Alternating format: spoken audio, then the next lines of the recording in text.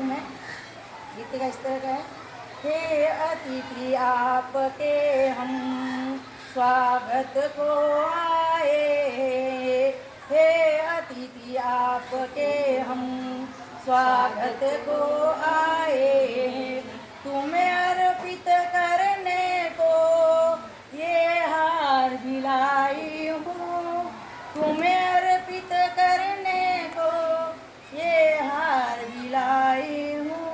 हे अतिथि आपके हम स्वागत को आए हैं, मन की बगिया से चुन, मन की बगिया से चुन ये कलियां लाई हूँ, और भाव भरे पुष्पों से ये गुच्छ सजाया है, स्वीकार करो श्रीमन ये माला लाई हूँ, स्वीकार करो श्रीमत ये माला लाई हूँ।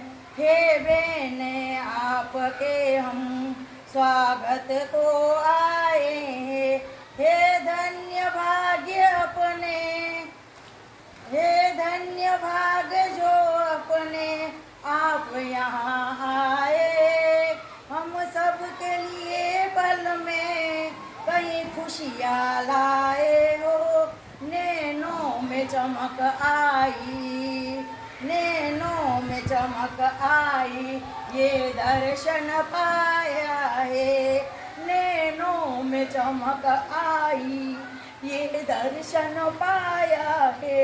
हे अतिथि आपके हम स्वागत को आए।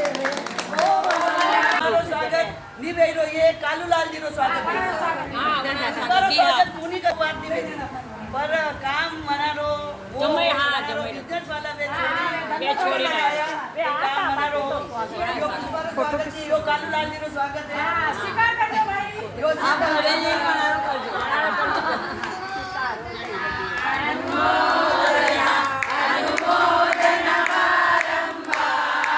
भैया अपन लेकिन अन्य व्यवस्था बैठा बात है कौन आया आगे जमाई राजा और अपने घर में भी बात है सबरे जमाई राजा सबरी, लेकिन प्यारचंद जी कोठारी के जमाई राजा 2 बार सम्मेलन में हमारे साथ में थे, पहले भी सम्मेलन में थे तो उनका बहुमान नहीं कर पाए और अभी भी देखो आज नहीं आए। मैंने पहले बोला था कि मुझे उनका स्वागत करना है, तकलीफ है तकलीफ तो ठीक है देखो लिखवा में कहीं नहीं, मैं तो खूब लिखूं पदान है महीना पदान है करने का तकलीफ है जानती है मैं अपना पैसा नहीं भी जो अब के टाइम जन्ने भी ओके करो वरना पैसा मोबाइल में डाल ही देना। वो भी है ना। एक ये चीज है कि अपने ग्रुप में किसी को तपस्या हो और किसी ने डाल दिया तो अनुमोदना करने में अपना कोई शर्म नहीं है, अपने को अनुमोदना करो, कुछ आप कर नहीं सकते हो अनुमोदना तो करो। और किसी का बर्थडे हो भाई से डाल दिया तो ऐसा दिल से बर्थडे को ऐसा लगना चाहिए अपना परिवार मेरे को आशीर्वाद दे रहा है, ऐसा लगना चाहिए। सब कोई भी मैंने बेटी अपने को जो आता है वो लिखो। किसी को घर अगर तुम नहीं आ सकते किसी कारण नहीं आए और किसी को फोन करके पर्सनल 2 बात तो सुनाना कोई, कभी कभी ऐसा होता है ना उनको फोन करेंगे आप ऐसा क्यों बोला ऐसा क्यों किया, ये वो चीज़ नहीं होनी चाहिए। यहाँ की बात यहाँ तक सीमित रहो, अगले टाइम अपने को क्या करना नया सोचो नया विचार करो। ये 2026 अपने लिए अच्छा है, अच्छा रहेगा। और आज 30 का 40 नाम आए हम समझते तो पूरा नाम आना चाहिए सबको सम्मेलन।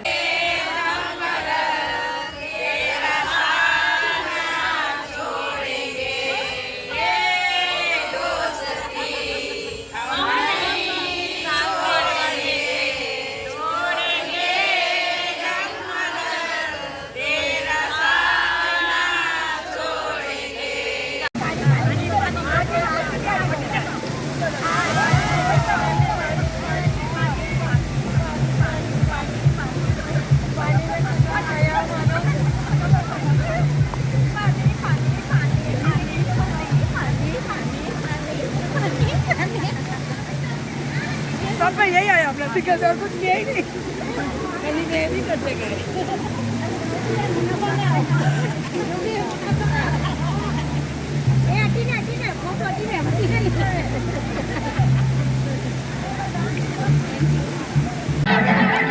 यही नहीं अभी और नास्तिक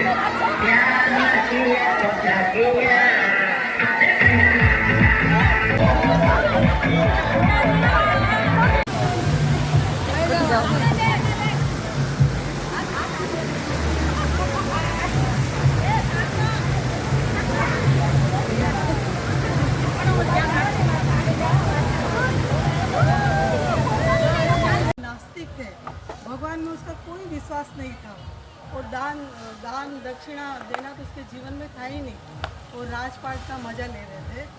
तो एक बार राजा रथ पर सवार थे, तभी उनके सामने एक संत आए और संत ने कहा कि राजा मुझे आपसे दान चाहिए।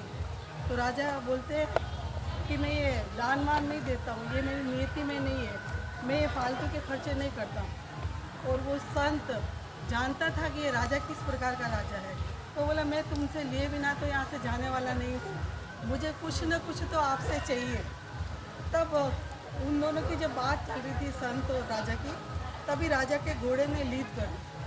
तो संत ने राजा से कहा कि ये तो तुम्हारे किसी काम की नहीं है, तुम मुझे यही दे दो, पर मैं तुम्हारे हाथ से लिए बिना यहाँ से नहीं जाने वाला। अब राजा ने सोचा ये तो पीछे ही पड़ गया, तो राजा ने वो लीद ली और उस संत को दे दी। संत खुश हो गया और कहा जा और बढ़े, और संत चले गए। अब राजा दूसरे दिन अपने बालकनी में, महल की बालकनी में बैठा था, तो उसको बहुत बदबू आ रही थी। तो राजा सोचने लगा ये बदबू कहाँ से आ रही है। तब सामने देखा तो महल के सामने लीद का बहुत बड़ा पहाड़ बन गया। राजा ने तुरंत सेवकों को कहा कि तुम इस पहाड़ को हटवा दो, और सेवक गए, सारा पहाड़ हटाया। जैसे ही पहाड़ हटाते पहाड़ फिर बन जाता, हटाते फिर बन जाता, और राज्य में चारों तरफ बदबू ही बदबू आ रही थी। अब राजा बड़ा परेशान हो गया कि करूँ तो क्या करूँ, ऐसा क्यों हो रहा। वो सोच ही रहा था, तभी उसको याद आया एक संत आए थे और मैंने उन्हें वो घोड़े की लीद दे दी, कहीं उस वजह से तो ये नहीं हो रहा। उन्होंने कहा जहाँ और बढ़े, तो कहीं इस वजह से तो ये नहीं हो रहा। अब जैसे ही राजा को ये याद आया, राजा तुरंत महल से निकले उस संत को ढूंढते ढूंढते वो संत उसको मिल गए। तो उसने कहा महाराज बहुत बड़ी भूल हो गई, मुझे माफ़ कर दो, मेरे महल के सामने लीद का पहाड़ बन गया। तो संत बोलते ये तो तेरे अपने कर्म है, इसमें मैं क्या करता हूँ, मैं क्या कर सकता हूँ। अगर तू मुझे धन देता तो तेरे राज्य में धन बढ़ता। तो बोला नहीं महाराज सचमुच मुझसे बहुत बड़ी गलती हो गई, मुझे माफ़ कर दो और मैं अपने आप को बदल दूँगा, आपके संदेशों पर चलूँगा, पर आप कुछ निवारण करो। संत बोलते निवारण तो मैं कर दूँगा, परंतु जब तक मैं निवारण नहीं कर पाऊँ तब तक तू मुझसे कोई प्रश्न ही नहीं पूछेगा। और राजा ने कहा ठीक है, मैं कुछ नहीं पूछूंगा। फिर संत ने कहा कि तू अपने राज्य में जा और कुछ राज्य में ऐसा फैला कि सारी जनता तेरी बुराई करने लग जाए। राजा गया महल में, उसने कुछ बातें ऐसी फैलाई कि सारी प्रजा राजा की बुराई करने लग गई। अब दूसरे दिन राजा फिर उस बालकनी में बैठा तो उसे वो बदबू नहीं आ रही थी। उसने सामने देखा तो वो लीद का पहाड़ भी हट गया और वो वहाँ से पहले जैसी सुगंध आ रही थी। तो राजा बड़ा खुश हुआ, तो वो बोला अब तो मैं संत के पास जाऊँ। दौड़ा दौड़ा उस संत के पास गया कि महाराज निवारण हो गया है, सब कुछ ठीक हो गया, पहाड़ भी हट गया, अब तो मैं आपसे प्रश्न पूछ सकता हूँ। तो संत ने कहा पूछो, क्या पूछ रहा है। कि महाराज वो सब हुआ कैसे। तब वो संत ने कहा कि जब सारी जनता तेरी बुराई कर रही थी ना, तो वो तुम्हारे प्रारब्ध के कर्म कट रहे थे। जो पहले हमने बुरे कर्म किए थे ना, तो वो लोगों ने बुराई करके अपने हिस्से में ले लिए।